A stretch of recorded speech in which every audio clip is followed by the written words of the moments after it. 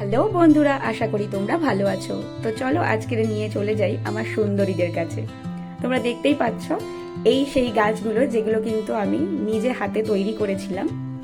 আমি তোমাদের আগেও বলেছি, হয়তো প্রফেশনালি যারা করেন তাদের মতন হয়নি, কিন্তু আমি চেষ্টা করেছি যাতে সব থেকে সুন্দরভাবে চেষ্টা করে আমি কাজটা করতে পারি। দেখতেই পাচ্ছ আজকে কিন্তু প্রচুর প্রচুর কুড়ি হয়েছে এবং খুব সুন্দর ফুল ফুটেছে। প্রত্যেকটা গাছ ভরে গেছে কুড়িতে, যেটা দেখে মনটা এত ভালো হয়ে গেছে যে তোমাদের সঙ্গে শেয়ার না করে আর পারলাম না। তো কয়েকটা গাছ আমার পুরনো গাছও ছিল, যেমনটা তোমাদের দেখিয়েছিলাম, আর কিছু গাছ আমি নিজেও তৈরি করেছিলাম সেইখানে থেকে ডাল কেটে। তোমরা কিন্তু দেখতে পাচ্ছ প্রত্যেকটা গাছ কিন্তু কুড়িতে ভরে উঠেছে।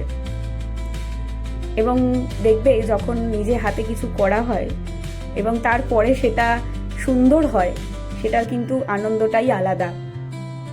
দেখতেই পাচ্ছ তোমরা বিভিন্ন কালারের হয়েছে ফুলগুলো কিন্তু, আর প্রচুর কুড়ি হয়েছে। কোনো বছরই আমার এত সুন্দর হয় না, কারণ আমি অত আগে করিও না গাছ। এই বছর আমার ফার্স্ট টাইম এত কুড়ি হয়েছে গাছে, যেটা দেখে আমার প্রচন্ড প্রচন্ড আনন্দ হচ্ছে। কিছু কিছু ফুটেছে, কিছু কিছু এখনো ফোটেনি, কিন্তু কুড়িতে ভরে গেছে। তোমাদের কার কার বাড়িতে এরকম চন্দ্রমল্লিকা হয়েছে এবং এত সুন্দর ফুল দিচ্ছে আমাকে কিন্তু অবশ্যই জানিও। তোমাদের কমেন্টের আশায় কিন্তু আমি থাকবো।